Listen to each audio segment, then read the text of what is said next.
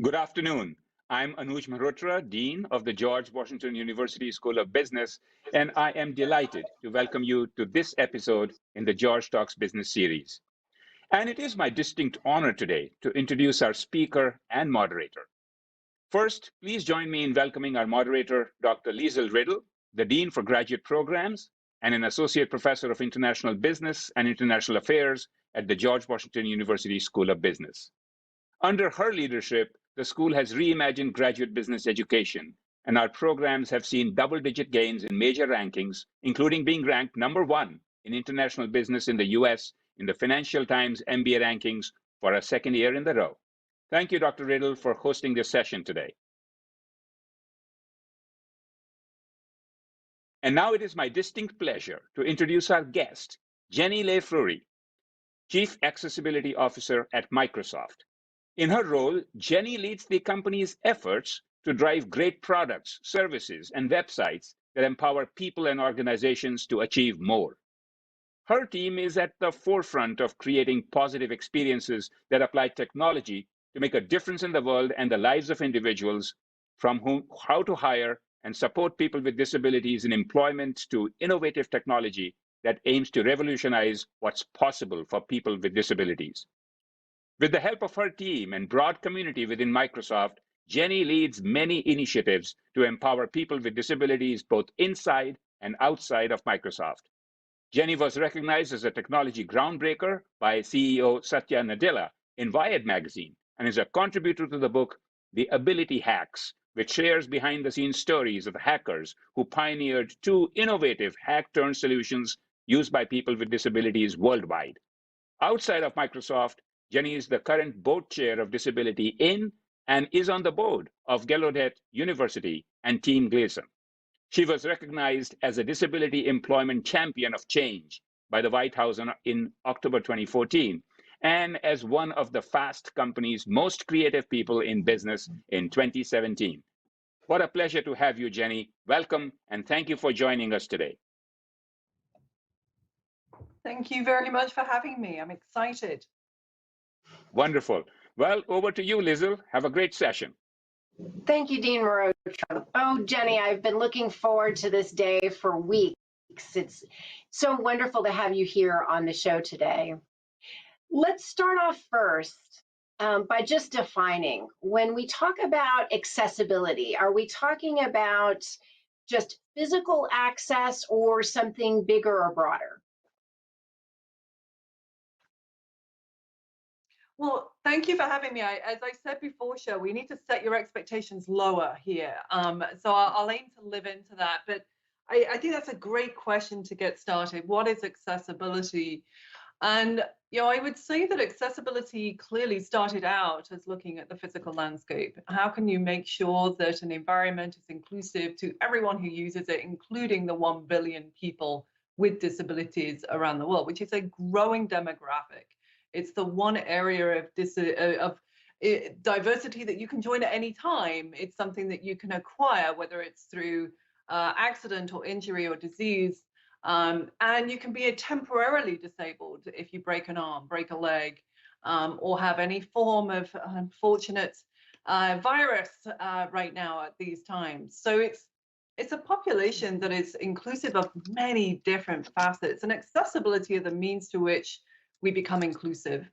And so the easiest example is think of a building, and how do you get in a building? Well, you build a ramp and you make sure that ramp is building from the get-go. But if I also look at accessibility in the digital realm, it's also about how we make sure that technology is powering us.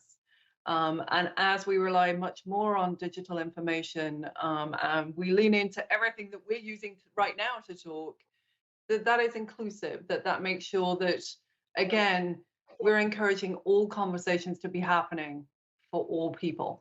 And so it encompasses anything and everything from the physical to the digital world and some in between. You have such an impactful, important role at Microsoft. I'm so curious, can you share with us a little bit about your career journey and how have your life experiences up until this point sort of informed where you are today and what you do? Absolutely.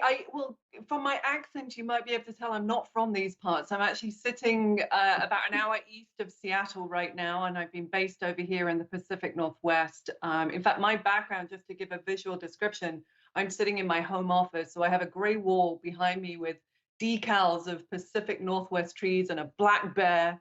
And I've got a dog seat behind me and a yellow blanket.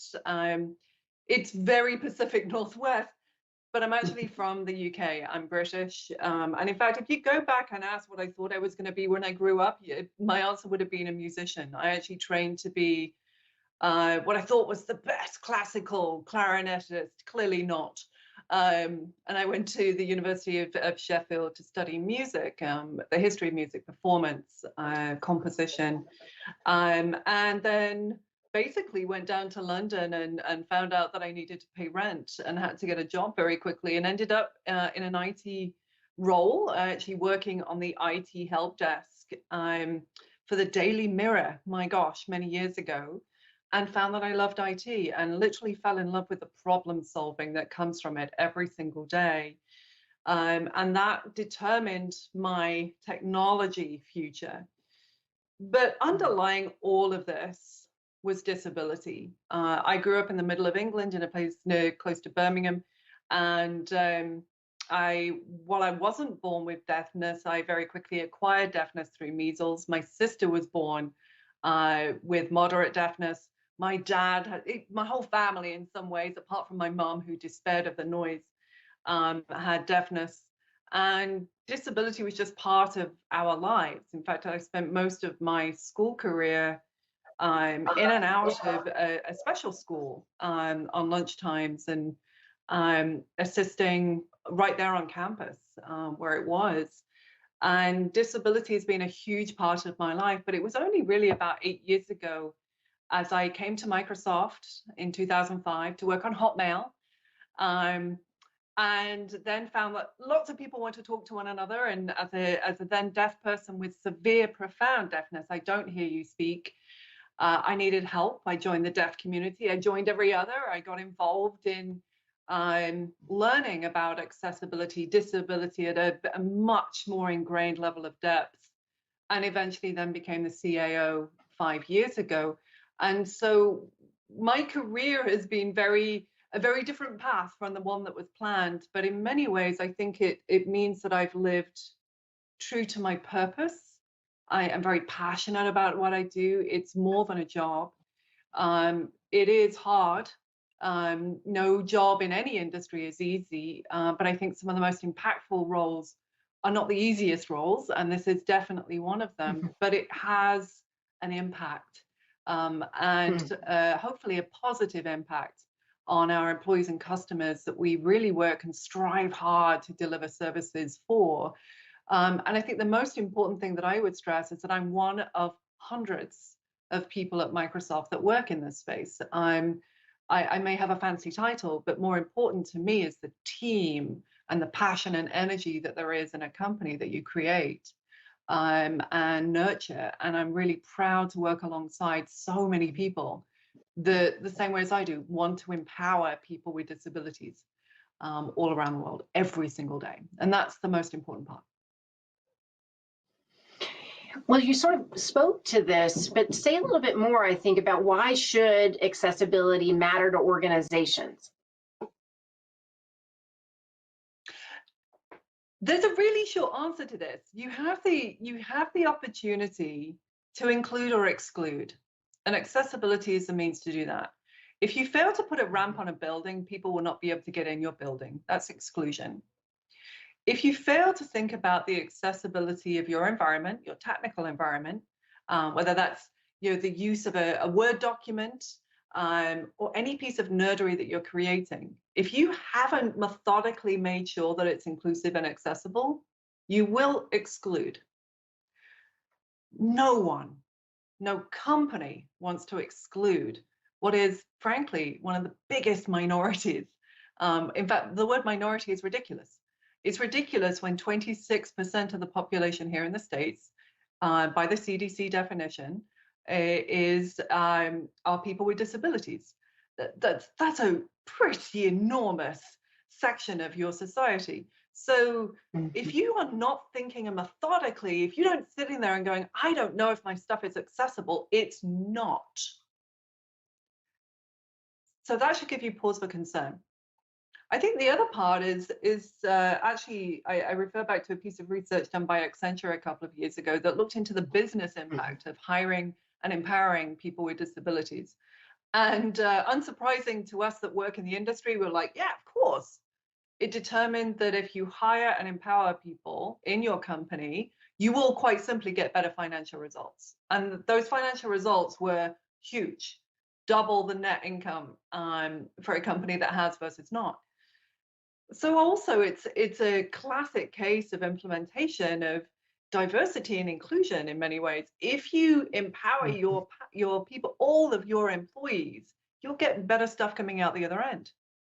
And so I think you combine the two facets, and this just comes into a methodical decision choice. Do you want to include or exclude?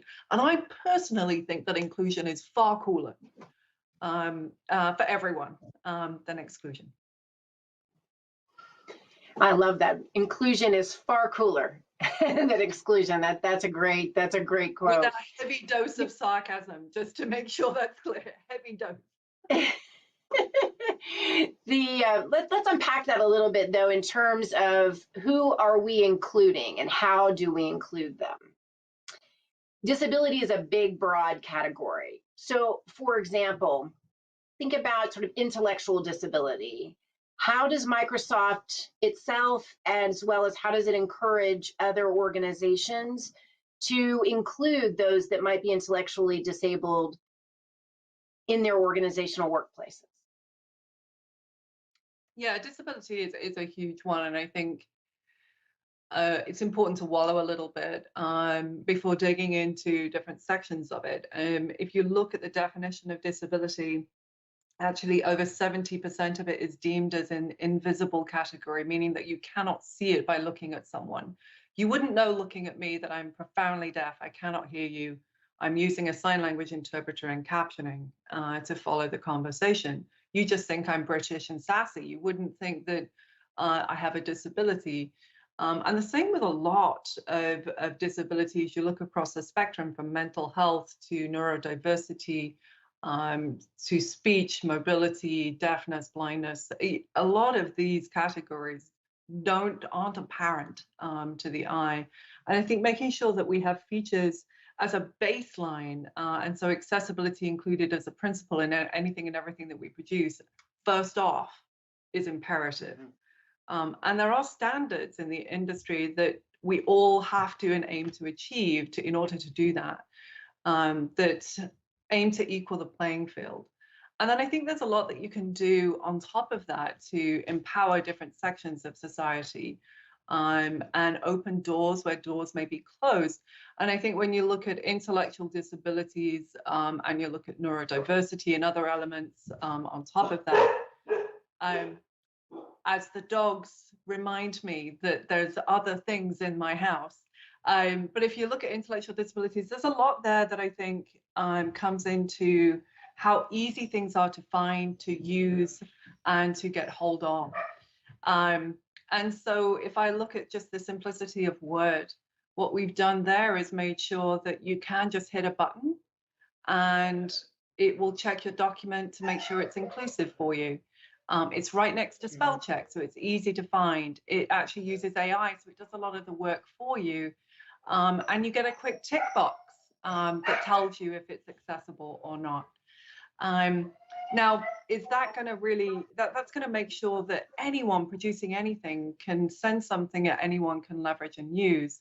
But I think the other element that blends in many ways, we're finding a tool set that is used by both neurodiversity and intellectual, is Immersive Reader, which is a reading tool.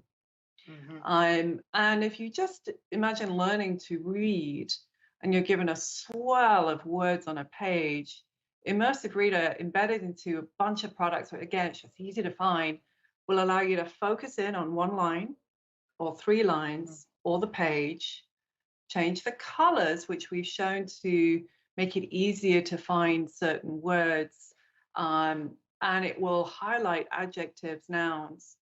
It will also give you pictures. So if you want to click on a word, it will actually give you a picture and a verbal description of what that is. So if it's an umbrella, it will say that out loud. And so while this tool was aimed primarily at dyslexia in the beginning, as it has evolved over the last few years, it's grown into a feature set that empowers far more than that beyond it, and ultimately helps to improve reading rates, which is so incredibly important, and just a tool that anyone can rely on. Well, that's fantastic. That's absolutely fantastic. Well, let's look at another type of neurodiversity, because you brought up neurodiversity. What about autism? What is Microsoft doing to empower those with autism in the workplace? So I really do see autism, it's an incredibly important talent pool. And I don't think, as we've looked at the research that has been done on autism and neurodiversity, which is the broader umbrella, including focus disabilities, ADD, ADHD, and others. Mm-hmm. We really looked at this a few years ago with that lens of, did we have the right representation of disability at Microsoft, and where were we missing out on talent? And this is the area that jumped off the page. Because autistic individuals, the density of STEM knowledge is really high, but the unemployment and underemployment also really high, and not in a good way. And what we found is that the interview process was really locking people out. I have two folks with autism in my family, and you ask them, a simple interview question of, what are you good at? And my 13-year-old will turn around and look at me and said, I'm good at everything. Now I've got some moderation to train in her as a parent, but I think it's a really important point. She wouldn't go further than that. She wouldn't articulate, because in her mind, her black and white, very literal world, she's answered my question. And I think you think about our standard interview practices, they just don't open the door, they close it. And it meant that we saw a lot of kids coming through, kids just because they're younger than me. By the way, everyone is almost younger than me at this point. But as we saw them coming through, we saw that they had 4-year degrees, often in computer science, in business, in data analytics, but were working in grocery stores. And so I think the one thing with this sector is, aside from the nerdery, is just to recognize this as a talent pool. We've methodically gone after to hire this talent for the last 5 years and brought in well over 100 folks. We've got a lot more still to bring in. We're actually spanning out that program now to other sectors of disability so that we open the door, not close it, because we want to need that. And then we find that talent coming in starts to infuse their expertise into our products. So we're using Microsoft Teams for this right here. There's some gorgeous things in Teams that I use every day, but one of the things I really love is raise hand feature. It's a little button at the top, and you hit it when you're not sure when is appropriate to interrupt. And it puts a little yellow box around it, and it says to the speaker, their hands up, they want to talk. Now, that's awesome for everyone, because often, as we know in this world, there's overlapping conversations. It's great for deaf people because often we lag a little bit because our interpreters, while awesome, take an extra second or two to finish a sentence, as does captioning.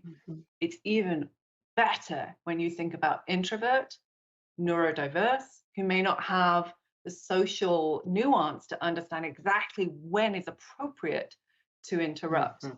And yeah, it was created by a team that included some expertise here that we brought in. So that felt empowered to bring that to the fore. So it's a great example of why we go after talent, because it infuses the expertise and we see good stuff on the back of it. Yeah, I love that example. And you've talked a lot about sort of both the ways the organization has built technology to include, as well as the benefit of including those in the workplace to help create product. Now I want to ask a little bit of a different but related question.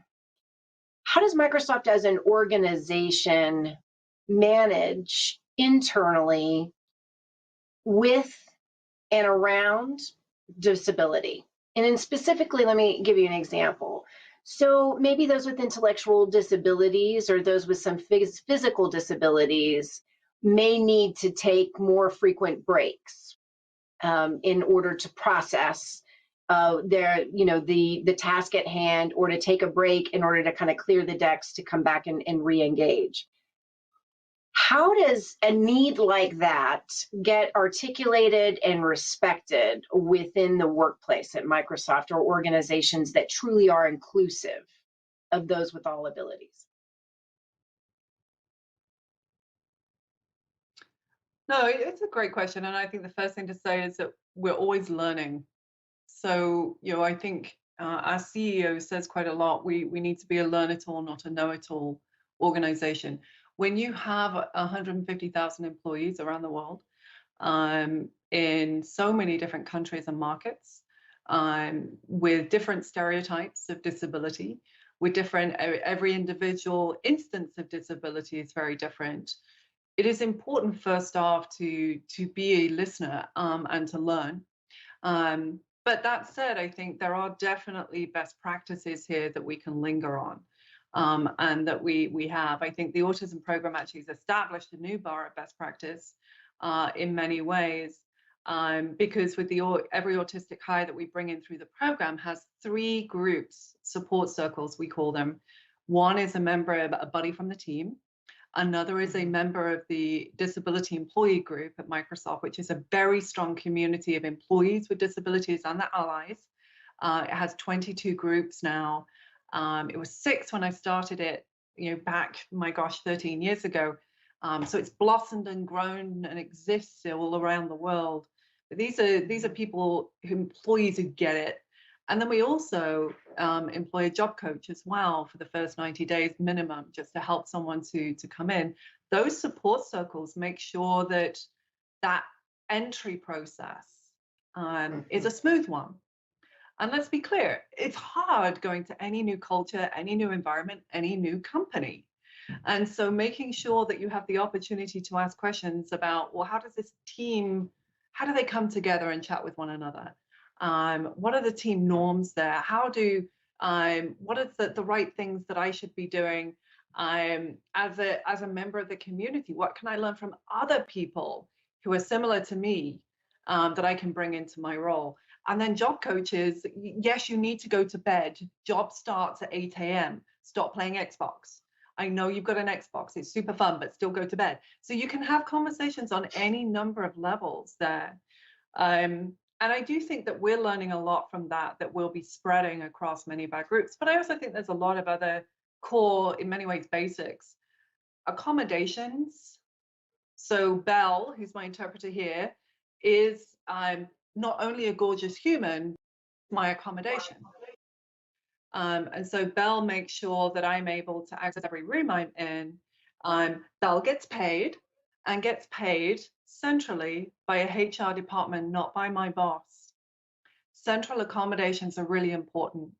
No person with a disability should ever be considered an additional cost to a company.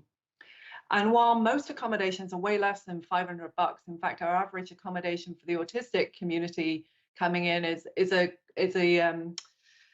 some of those block sound headphones. That's relatively cheap. And in the office, a good position that sort of blocks everyone off, corner position in the office. For a deaf person, it's making sure their desk faces a door.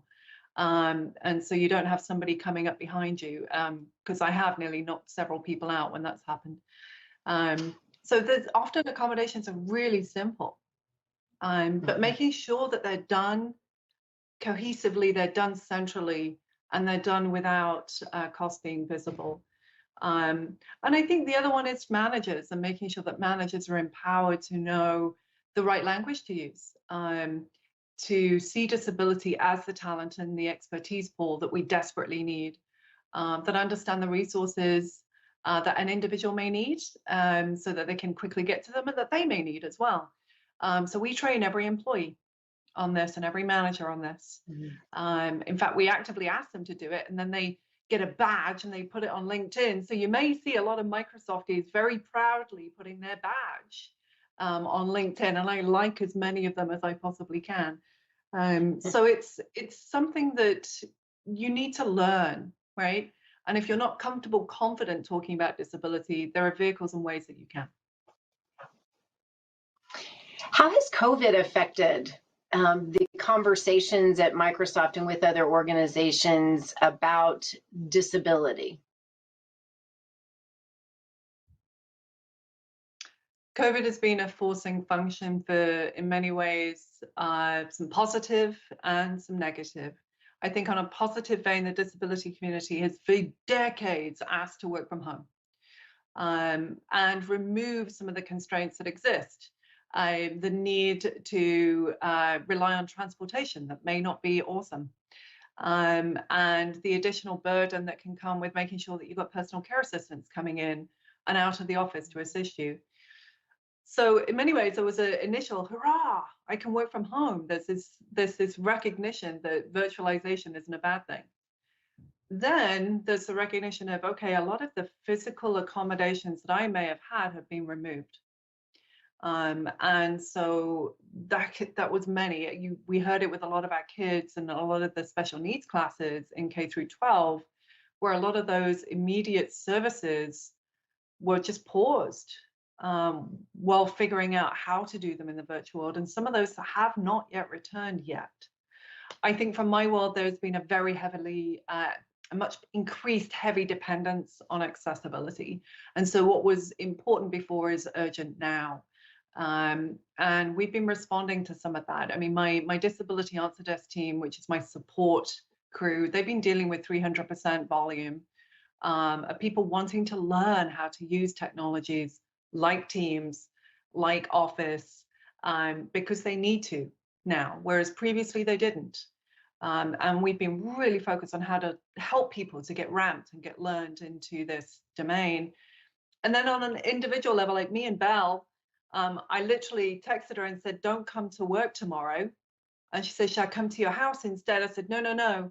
We've probably got 2 weeks where we're not going to see one another. And I think that was a year ago this week, actually. So we've had to figure stuff out. We've had to adapt the way that we work. We couldn't just take what we were doing in the office. We had to change it to work in the virtual world. To make sure that you have more breaks, to make sure that you're managing your mental health and well-being, to make sure that we're keeping our battery power at the right level throughout the day, because different environments burn you at a different rate. And so there's also changing the way you work, in addition to how we accelerate certain things like Teams captions, which, by the way, grew 30x in April last year versus February, just to give you an example of the usage that we saw overnight. I've been reading so much of your work and listening to you for so long now, and it's really fundamentally changed how I think about what we are doing and what we should be doing in business schools. There was so much discussion, and rightfully so, about business schools working on talking more about the need for diversity, equity, and inclusion in the workplace. I think often this issue of ability as being one of the lenses with which we have that conversation sometimes gets lost or maybe not even mentioned. And so I really would love to hear more from you, Jenny, about what you think business schools should be doing in this area to really make a difference. After all, so many of us are actually teaching the managers of today and tomorrow. What could we be doing to make a difference and help support the work that you do? That is just a wonderful question. I did my MBA in my 20s. It was a wonderful experience. But even back then, even though I was vehement and adamant about the importance of disability, I didn't share my disability in the way that I do now. And that gives me a pause for concern and some curiosity. Because ultimately, if I was to sit in front of any class today, I would tell them that disability is one of the biggest untapped talent pools that you've got.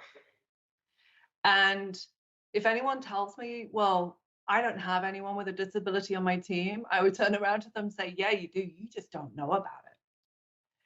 You have to open the door for talent. That means talking about disability. That means making it safe for somebody to come forward and self-identify. That means that you have knowledge in your banks of what to do if somebody does come to you, and that you feel comfortable, confident, and engaged to be able to talk about disability. Because so many people are worried about what words to use. Just get educated on the words. It's really simple. People with disabilities, some may call themselves disabled, some may call themselves deaf, some may call themselves, they may have a hearing impairment or hard of hearing. Everyone uses slightly different phrases. Get comfortable, confident, but most of all, talk about it. And I think the other thing that doesn't get airtime right now is accessibility. If I look at the number of jobs that Microsoft has open right now, where accessibility is in the job description, I have over 160 open roles. I'm actively hiring right now for my team, and I'm looking for people that are educated and smart and depending on the role, experienced in accessibility. But we don't teach it in university. And that is an incredibly huge miss. Why not? We should be teaching it as part of comp sci, but I think we should also be teaching it as part of business degrees. Not just because this is a talent pool, but it's a core business requirement. And the sooner that we do that, maybe we'll stop seeing accessibility as sometimes a lesser priority. So I do think that this is a core part of how we should be embracing, in many ways, what is going to be the post-pandemic, post-COVID world, where disability has become, it's at the fore of our conversations right now. And it's going to be at the fore of our talent pools conversations. And I think we should really be leaning into that. So I'm excited to see where it goes, because I think this is, I love that there's been more conversation about disability in the last year than there probably has in the 10 before it. And that makes me very excited about the next 10 ahead. Well, Jenny, thank you so much for joining us today and sharing your thoughts. We are so grateful for GW School of Business partnership with Microsoft. We're very grateful, and a shout out to our Dean's Corporate Council member, Michael Richardson, a graduate of GW's MBA program that helped make today's event possible. And we're just so very grateful to continue to learn and grow with Microsoft around the issue of accessibility. So audience, join us next week. We're going to be celebrating International Women's Day. We're very, very excited to be welcoming another MBA alumni, Warden, who is the chairman and CEO and president of Northrop Grumman. We are going to be joined also by Dean John Lack from the GW Engineering School, as well as our very own Dean Anuj Mehrotra. Thank you all very much for joining us today, and we look forward to seeing you on George Talks Business next week.